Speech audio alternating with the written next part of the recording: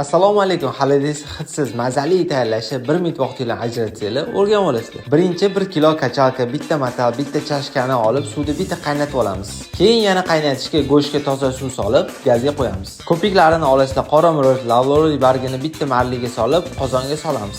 Yarim ho'ch tuz solib 6-7 soat qaynatasizlar. Go'shtlari, paylari yumshoqqina bo'ladi o'shanda. Hamma mahsulotlarni ko'tarib ozgina sovutasizlar. Paylarni suyaklardan ajratib misrovka qilasiz. 7 dona chesnokni payga qo'shib chiqarib olinglar. Qozondagi bulyonni bitta sitalab misrovkadan chiqqan paylarni solamiz. Menga qizartiradigan solingani yoqadi. Siz solmasangiz ham bo'ladi.